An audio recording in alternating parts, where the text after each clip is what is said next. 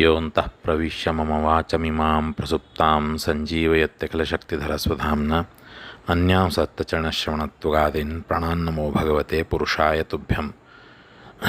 ಹರಿ ಓಂ. ಹಯಗ್ರೀವ ಹಯಗ್ರೀವ ಹಯಗ್ರೀವ. ಹಿಂದಿನ ಭಾಗದಲ್ಲಿ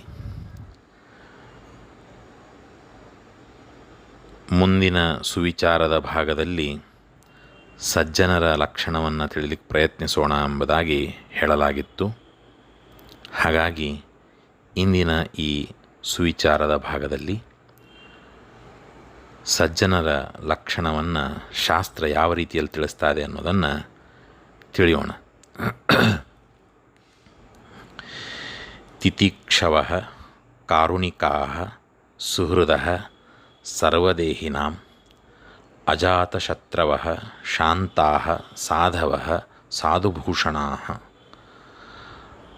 ಮಯಿ ಅನನ್ಯೇನ ಭಾವೇನ ಭಕ್ತಿಂ ಕುರ್ವಂತಿ ಯೇ ದೃಢಾಂ ಮತ್ಕೃತೆ ತ್ಯಕ್ತಕರ್ಮಾಣಸ್ತ್ಯಕ್ತ ಸ್ವಜನಬಾಂಧವಾಃ.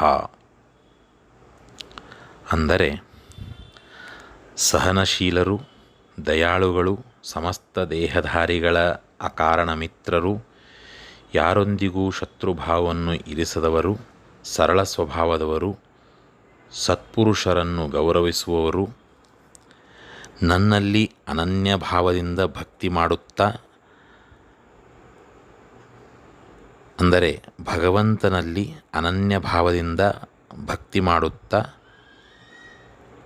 ಭಗವಂತನ ಅನುಗ್ರಹಕ್ಕಾಗಿ ಕಾಮ್ಯ ನಿಷಿದ್ಧ ಕರ್ಮಗಳನ್ನು ತೊರೆದು ಲೌಕಿಕ ಸ್ವಜನ ಬಾಂಧವರನ್ನು ಪರಿತ್ಯಾಗ ಮಾಡುವವರು ಎಂಬುದು ಇದರ ಅರ್ಥ. ಈ ಎಲ್ಲ ಲಕ್ಷಣಗಳುಳ್ಳವರನ್ನು ಶಾಸ್ತ್ರ ಸಜ್ಜನರು ಎಂಬುದಾಗಿ ತಿಳಿಸ್ತಾ ಇದೆ. ಸ್ವತಃ ಭಗವಂತನೇ ಸಜ್ಜನರ ಲಕ್ಷಣವನ್ನು ಹೇಳುವಾಗ ಇದನ್ನು ತಿಳಿಸಿದ್ದಾನೆ. ಹಾಗಾಗಿ ಭಗವದ್ಭಕ್ತರು ಅರ್ಥಾತ್ ಸಜ್ಜನರು ಹೇಗಿರ್ತಾರಂತ ಹೇಳಿದರೆ ಸಹನಶೀಲತೆ ಅವರಲ್ಲಿ ಎದ್ದು ಕಾಣ್ತಾ ಇರ್ತದೆ. ಸಣ್ಣ ಸಣ್ಣ ವಿಷಯಗಳಿಗೆ ಕ್ರೋಧವನ್ನು ವ್ಯಕ್ತಪಡಿಸದೆ ಅತ್ಯಂತ ಸಹನೆಯಿಂದ ಎಲ್ಲವನ್ನು ಸಹನ ಮಾಡಿಕೊಳ್ಳುವಂತಹ ಸ್ವಭಾವ ಅವರಲ್ಲಿ ಇರ್ತದೆ. ದಯಾಳುಗಳು, ಅತ್ಯಂತ ದಯೆ ಅವರಲ್ಲಿ ಇರೋದನ್ನು ನಾವು ಕಾಣ್ತೇವೆ. ನಿರ್ದಯತೆ ಅನ್ನುವಂಥದ್ದು ಕಟುಕರಲ್ಲಿ ಕಂಡುಬರುತ್ತದೆ. ಅದರ ವಿರುದ್ಧವಾಗಿ ಸಜ್ಜನರಲ್ಲಿ ಅತ್ಯಂತ ದಯಾಶೀಲತೆ ಅನ್ನೋದನ್ನು ಕಾಣಲಿಕ್ಕೆ ಸಾಧ್ಯವಾಗ್ತದೆ. ಆಮೇಲೆ ಸಮಸ್ತ ದೇಹಧಾರಿಗಳು ಅಂದರೆ ಯಾವುದೇ ಪಶು, ಪ್ರಾಣಿ, ಕ್ರಿಮಿ, ಕೀಟ, ಪಕ್ಷಿ ಎಲ್ಲದರಲ್ಲಿಯೂ ಕೂಡ, ಮನುಷ್ಯರು ಎಲ್ಲರಲ್ಲಿಯೂ ಕೂಡ ಪ್ರೇಮ ಭಾವದಿಂದ, ಮಿತ್ರತ್ವ ಭಾವದಿಂದ ಅವರ ಜೊತೆಗೆ ಬೆರೆತು ಇರುವಂತಹ ಒಂದು ಸ್ವಭಾವ ಇದು ಸಜ್ಜನರಲ್ಲಿ ಸಾಮಾನ್ಯವಾಗಿರ್ತದೆ. ಹಾಗಾಗಿ ಆ ರೀತಿಯ ಗುಣ ಇದ್ದರೆ ಅವರು ಸಜ್ಜನರು ಅಂತ ಅದರ ಅರ್ಥ. ಯಾರೊಂದಿಗೂ ಕೂಡ ಶತ್ರುಭಾವವನ್ನು ಇರಿಸಿದವರು, ಯಾರ ಜೊತೆಗೂ ಕೂಡ ಶತ್ರುತ್ವವನ್ನು, ಈ ಯಾವುದೇ ಒಂದು ಇತರರಿಂದ ನಮಗೆ ಒಂದು ಅನ್ಯಾಯ ಆದಾಗ ಅವರ ಬಗ್ಗೆ ಶತ್ರುಭಾವನ್ನೇ ಹಾಗೆ ಮುಂದುವರಿಸ್ತಾ ಹೋಗೋದು ಇದು ಸಜ್ಜನರ ಲಕ್ಷಣ ಅಲ್ಲ.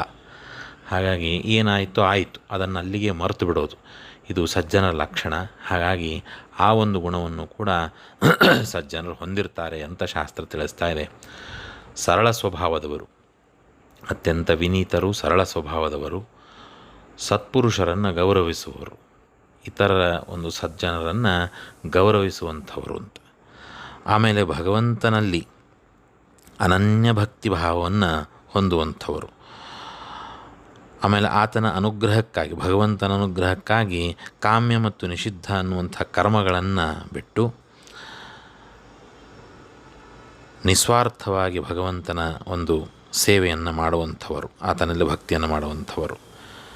ಅದರ ಜೊತೆಗೆ ಲೌಕಿಕವಾಗಿರುವಂತಹ ತನ್ನ ಬಂಧು ಬಾಂಧವರು ಯಾರಿರ್ತಾರೋ ಅವರಲ್ಲಿ ಹೆಚ್ಚಾಗಿ ಅವರಲ್ಲಿ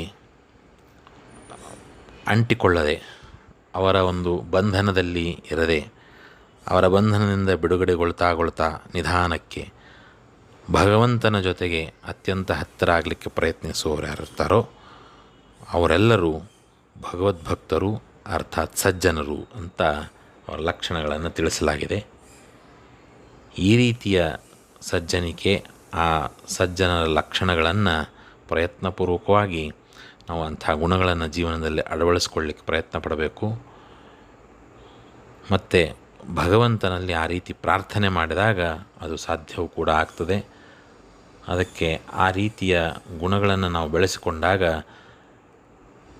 ಸಜ್ಜನರು ನಮ್ಮನ್ನು, ಅಂದರೆ ಇತರರ ಪ್ರೀತಿಗೆ ನಾವು ಪಾತ್ರರಾಗಲಿಕ್ಕೆ ಸಾಧ್ಯ ಆಗ್ತದೆ, ಜೊತೆಗೆ ಭಗವಂತನ ಅನುಗ್ರಹ ಕೂಡ ಪಾತ್ರರಾಗಲಿಕ್ಕೆ ಸಾಧ್ಯ ಆಗ್ತದೆ.